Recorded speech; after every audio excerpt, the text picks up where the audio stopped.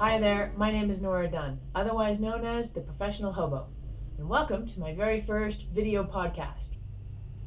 Today, we're going to talk about freedom. Recently, I did this thing called the 10-Day Freedom Plan Blog Challenge. Nora, aren't you like a walking, talking version of freedom itself? Well, yeah, I kind of am. See, 10 years ago, I redesigned my life entirely. I sold everything I owned so I could travel the world full time, and in the meantime, I developed a career as a freelance writer and blogger to financially support myself along the way. Hence, freedom! But see, I have this thing. It's a little voice inside of my head. It's kind of been a lifelong friend or foe, depending on how you look at it. And every once in a while, it kicks in and it says, Nora, you're not doing what you're supposed to be doing. There's something else out there for you. Listen, this voice and I go way back. Typically throughout my life, when this voice has kicked in, it's led me to a total career change. I've seen a lot of different careers in my lifetime. In my 20s alone, I think I had 4 different careers. So once I started traveling full time, I was pretty lucky in that this voice was pretty quiet. I was really embracing freedom for everything that it meant to me at the time, and I was one happy camper. So I've been pretty lucky to not have to hear this voice for most of the last 10 years of traveling the world, because, of course, yeah, Nora, you are doing what you're supposed to be doing, and this is awesome, right? Well, here's the thing. A couple of years ago, this voice kicked in again. Nora, you're not doing what you're supposed to be doing. There's something else out there for you.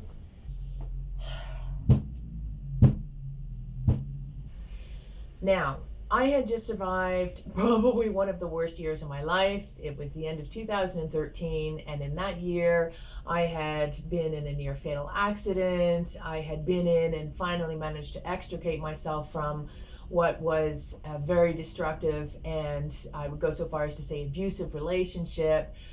I was pretty shattered. And then I went to Peru. It was early 2014, and Peru was the answer to all of my questions and all of my unmet needs. I mean, cue in angel song now. Oh, oh, Peru, Peru. Oh, it was awesome. Aside from the fact that it was an absolutely beautiful spot and I met all kinds of amazing people, I also started to do some work with plant medicine, specifically San Pedro and ayahuasca. And in my first few months of doing San Pedro and ayahuasca ceremonies, I achieved forms of healing that I didn't even think were possible. The chronic pain that I had, that I figured I was going to be with for the rest of my life as a result of the accident that I was in the year prior, disappeared. Poof, disappeared. Even scars don't go away. My scars went away. And emotionally, I achieved more in a couple of months of plant medicine work than 10 years of psychotherapy could even have come close to. It was amazing, and it changed my life. And somewhere in this process, I decided that I wanted to stay in Peru longer. And in fact, I was ready to make it home, or at least a home base anyway. And as one thing led to another, I ended up actually taking up an apprenticeship with this shaman. I was assisting him with all his ceremonies. I was living on his property. It was amazing. I had found my calling. Unfortunately, my calling had not found me, and it all fell apart. I'm not going to get into the specifics of what happened here. Maybe we'll save this one for another podcast entirely. But suffice to say, I found myself once again at the whim of the world, but not really actually wanting to be. So I stuck around Peru for a little while after all this went down, and it became apparent to me that in order to move on emotionally, I really had to move on physically. But the thing is, I had no idea where to go. So I asked a friend of mine. I would even go so far as to call him a spiritual advisor. He knows things. And I asked him for a little bit of guidance. And I think he knows more than he let on, but what he said to me was, I don't know where in the world you're meant to be, but I would suggest going somewhere in the meantime that feels like home. Home? Home? To a professional hobo? I'll save that for another podcast. But what I did do is I went to Florida and stayed with a friend of mine who I've known for well over 20 years. And it was perfect. She and I had a great routine.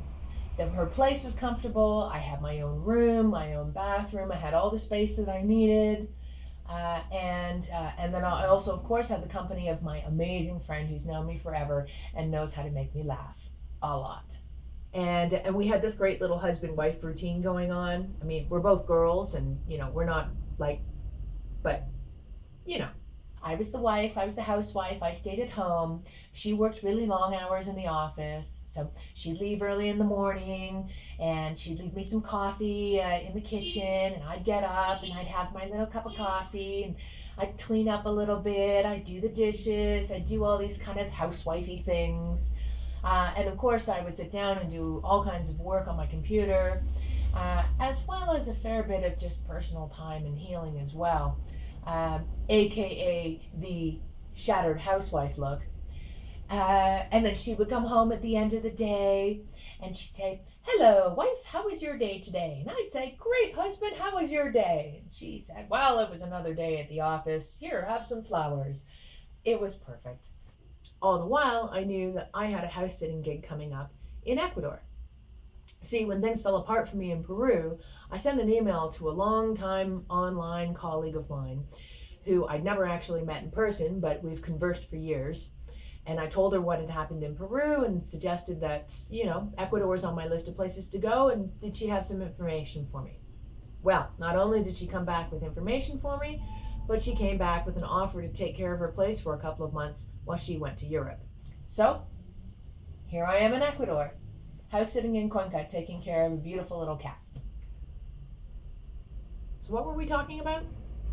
Right, freedom. Right, freedom. I'm ready for something new. I mean, I'm good at what I do. I'm a good writer. I have a website that teaches people how to travel full-time in a financially sustainable way. I write various freelance articles for other publications along the same lines. It's great, it really is. I really don't want to say it's not. But I'm also kind of looking for something new. Problem is, I'm kind of getting bogged down in it as well. I'm losing some of my inspiration. And after the awesomeness that was Peru and what I thought was a new direction in my life, I'm now kind of looking for the next big thing. So when I did this 10-day Freedom Plan blog challenge, I kind of hoped that I would get this new big thing, handed to me on a platter encrusted with diamonds, without having to do any actual work. You know how it goes. Yeah, it didn't quite work out that way. But when a longtime reader of mine and an online friend of mine who had been reading all the posts that I'd been publishing as part of the Freedom Challenge, she actually connected a few dots for me in a lot of really interesting ways. See, I was writing about the fact that I enjoy storytelling, and I was talking about some of my previous experience in the television business, including having filmed a couple of travel TV shows over the last 10 years. And really enjoying those aspects and wondering how I might be able to incorporate them into my next big thing, my freedom plan. And she suggested, well, why don't you just do a storytelling podcast on your website? Ding, ding, ding, ding, ding. I was like, wow, yeah, I could do that. And I don't have to turn my life upside down in order to do something that's kind of cool and new for me. So here I am. I assume this podcast is going to evolve over time as I start to get into a bit of a rhythm with this, and also as you, dear readers and viewers, give me feedback as to what sort of things you want to hear about and what you'd like to see. Now, you can continue to read all the tips and tricks you want about how to travel full-time in a financially sustainable way on my website. It's not going anywhere.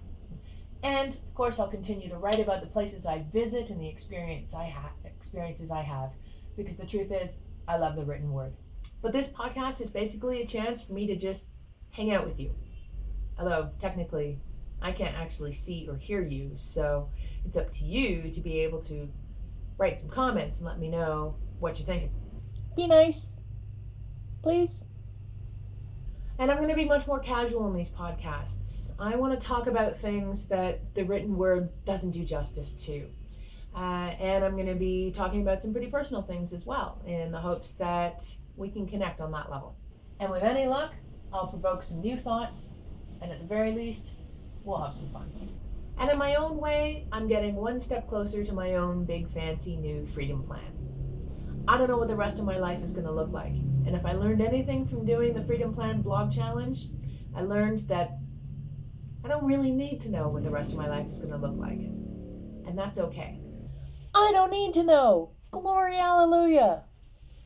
I think if we take just a little bit of time each day to do something cool, something that inspires us, something that makes our hearts sing, then I think we're already on the right track. So, welcome to the Professional Hobo Podcast. See you soon.